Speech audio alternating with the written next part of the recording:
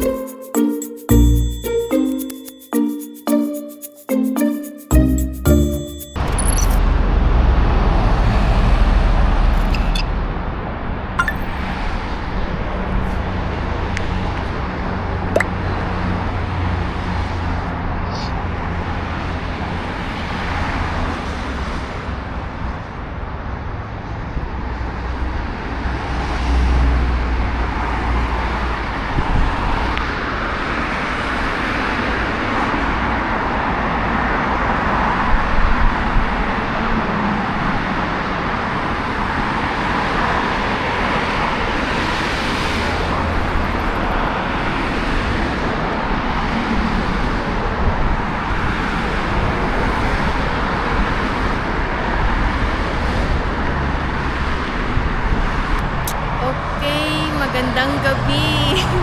So, katapos lang ng duty namin. Time check, 8:05 na ng gabi. And naghihintay ako ng bus. Dahil may pupuntahan tayo. Update ko kayo mamaya kung saan tayo pupunta. Dito ako naghihintay ng bus. Ayan. So, ayan. Dito ako sa kabilang bus stop. Change plan. Ayun. So, lakad pa rin ako. Kanina, di ba, nandun ako sa kabilang bus stop sa may sa amin. So, change plan. Dito na lang pala kami magkikita-kita sa kabilang bus stop. So, naglalakad pa din ako. Meet ko yung aking mga friend, yung aking mga kasama over here sa bus stop dito. So, nakita nyo na to before. Ito ang aking way papuntang trabaho. Ayan.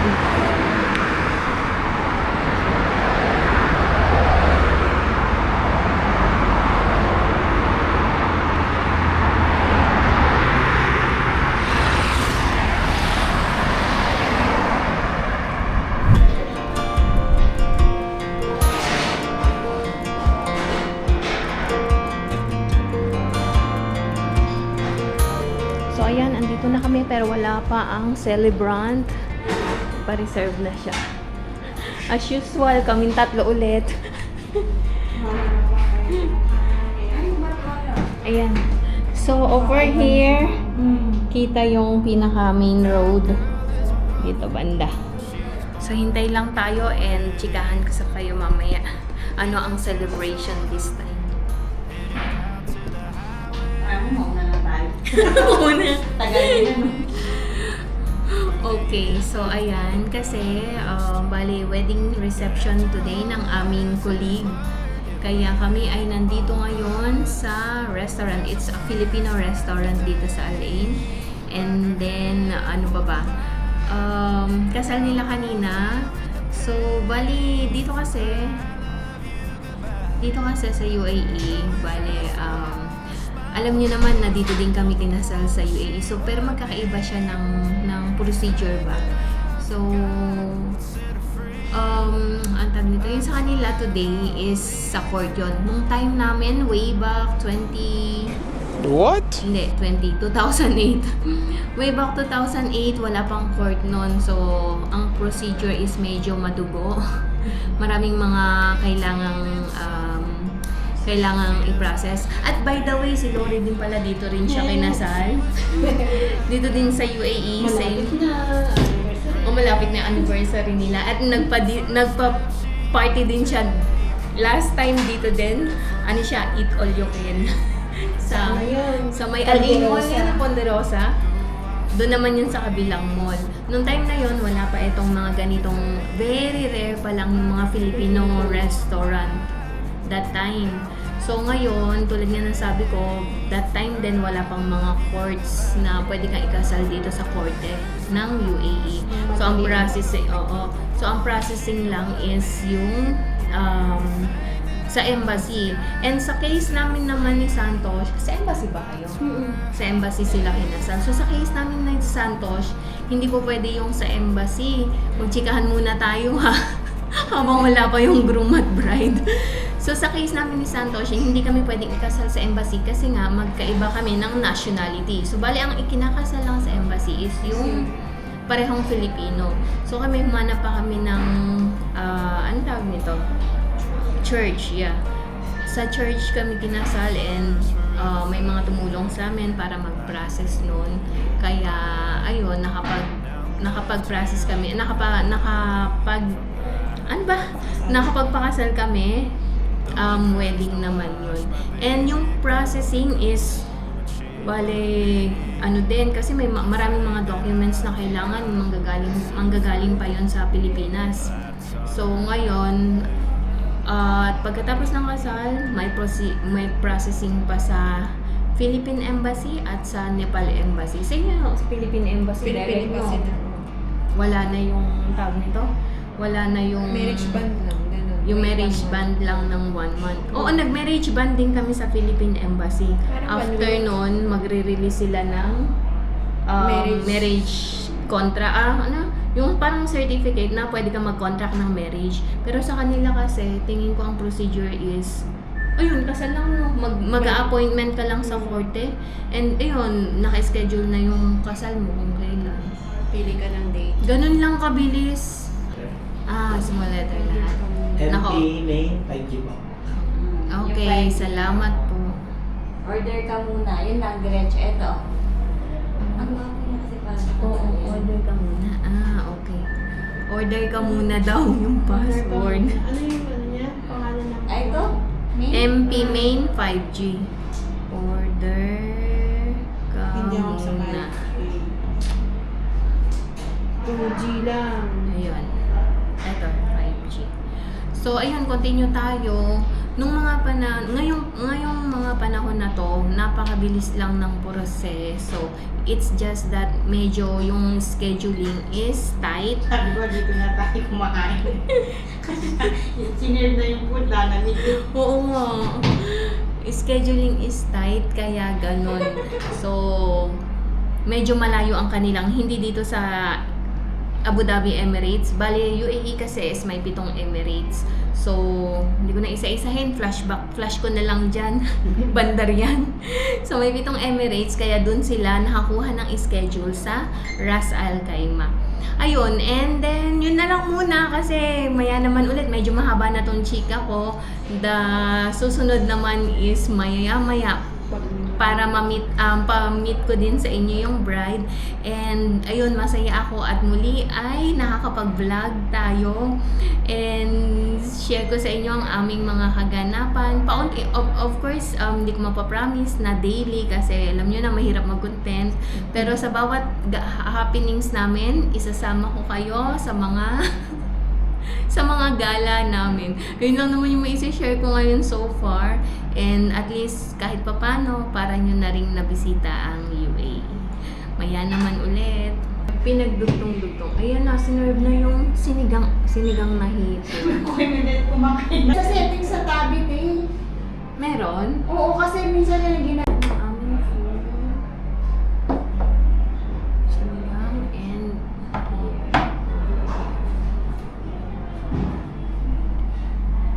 Diyan na, ito na yung bride at groom. Happy wedding. Best wishes. Hello, Amy. Hello. Meeting you. Ganda naman. Blooming. Hi! Silang kinasal. Blooming. Kasi wifi na. Niloloko ko sila kasi interview ako. Hindi normal lang, parang kunyari walang camera. Ikaw din. Hindi na ba yung 50% sa inyo yung Mga 2 million na. Naku, maya-maya ka natay pa no? Para hindi mo kita, medyo ano siya. okay. So ano siya, tawag nito? Kasi sinasabi ko sa kanila, sa Ras Al Khaimah kayo, diba? So, Sino? mabilis lang yung Sino ano. nagsabi?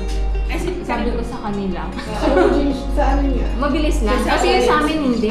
Sa amin iba yung processing nung nung time namin wala pang ganyang course. Ay, kasi yung kasama yun. Ay, may nagpalit din. May Nepal din. Tapos kabayan. Ilan tayo? Sabay-sabay yun? Hindi. Tig-isa. Isa muna. Pero Pero ang sa... moment niya talaga, uy sa embassy sabay-sabay eh. Ay, ganun. Oo, sabay-sabay sa embassy. Bayan, ganun. Oo, parang kasalang bayan sa embassy. Pero Hindi sa inyo, naman. ano Sa siya, time. time by time. Oo. May moment talaga kayo. Pagpunta namin doon, di ba? Pang third yata ka tayo, no? Pang third kasi kami doon. Ay, dumating. Maaga kami. Pero wala Tapos, masyadong requirements. Wala. Requirements lang. lang namin. Emirates ID lang? Tapos bayad Tapos, na. back na lang yung passport. Passport? Mabilis lang. Tapos yung bayad through online na lang. Through online. 530. Gcash. Tapos, 530? tapos sa pagdating mo doon, Oo. yung remaining 170. Tapos noon, ano na, kasal na. Sino nagkasal? Judge. Judge naman siya. Judge. Pero una, Oo. hindi ka muna, kasalan ka agad. Oo. Una, parang interview ka muna ng parang assistant mo judge. Oo. May Tapos interview na. interview ka para sa kayong kasal sa Pilipinas or Siyempre sa amin, hindi. Kasi wala sila. Single. Parang gano'n. Wala, hindi required ang singleness. Emirates ID lang talaga? Okay. Tapos yan, ipaprocess nyo na sa embassy. Oo, saka na may pa-process na kasi. Okay. Pero meron naman options doon, 300 yata with Stamp. application. Pero hindi naman tayo sinabihan. Hindi naman sila nagsabi. Okay. So yun, Tapos ganun lang po after siya. nun- Meron pa pala. After nun, tatanungin ko may parang prenup. May agreement pa kayo. Ay, ganun. Sabi ko, ay, huwag natin. Tapos kung tinanong ulit yun, uulitin yun. Oo. Kung meron pa. Pero ganun pa yung situation. Madali lang ako. Tapos Dali pagkatapos lang. doon, okay, standby muna kayo. Tapos Tapos? hintayin mo na pagkatapos mo ng interview lahat. Oo. Tapos next judge tapos na siya. judge Tapos na. releasing na. Ng papel. Nakuha nyo na din ang marriage Nakuha certificate. naman na. Oo, kasi kung babalik pa kayo, layo no? Ilang oras ang biyahe from Malay? 2 hours. 2 hours? Wala pa yung Sarado. Wala, oo. 2 hours. 2 hours. Tapos, Alain Toras Alday Manong. mainit. At least okay na, natapos Okay na. naman na. Congratulations! Thank Wish you all you. the best! hawak mo ang Oh. Ayun. Tapos na kaming kumain pero humabol siya kasi katatapos lang ng duty niya. Na-meet niya na siya before. Say hi! Ay! Cute! Wala si Ate. Hi! Yes, wala yung kanyang Kain. ka-team. Team building. Ka-team. So, siya si Belle. Belle, Desi Belle. Time check. 11:10 na ng gabi. Andito pa kami nag-aabang ng bus. Nag-grocery pa ang mga walang bibilin. mga walang sakot. Saka na daw. Ayan. So, uwi na tayo. Naghintay lang kami ng bus dito.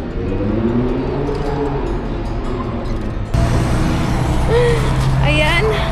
Kabababa lang namin ng bus. Naghiwalay na kami. So, andito ako sa subway.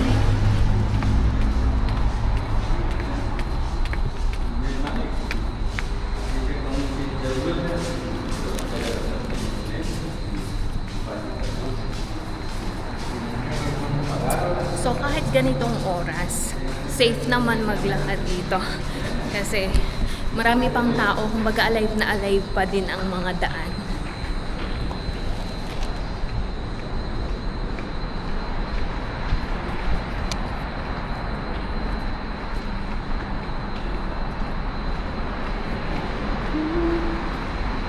Dami kong lakad today. Ayan.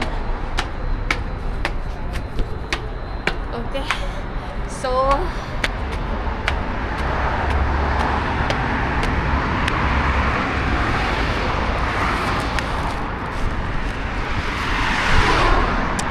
wala na masyadong tao pero masasakyan pa rin siya.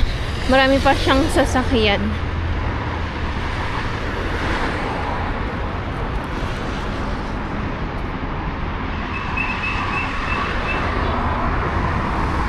Sarado na ang mga shops. Mostly, ng mga shops close ng 11, 11:30, 12 o'clock, ganyan. Hinigal eh, no? So, ayun ang aming happenings today. And, hindi ko sure kung na-explain ko sa inyo mabuti ang processing ng kasal. Pero hopefully, may idea kayo kung paano ang kasal dito sa UAE. So, yun lang muna. Uwi na tayo. Update ko na lang kayo ulit sa mga susunod na araw. Good night, everyone!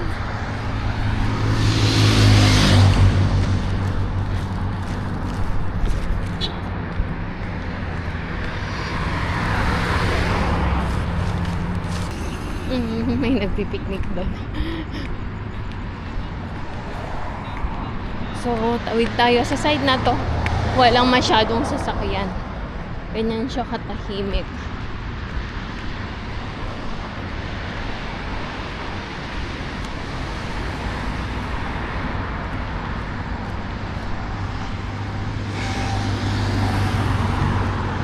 Alright. Alright.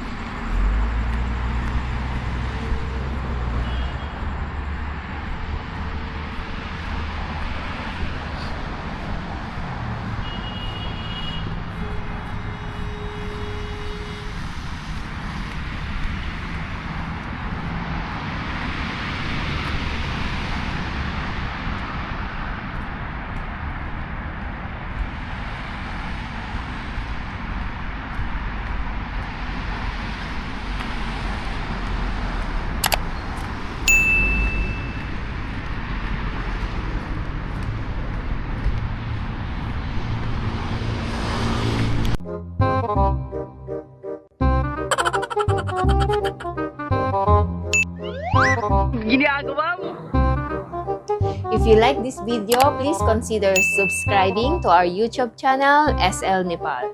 Thank you for watching. Have a nice day.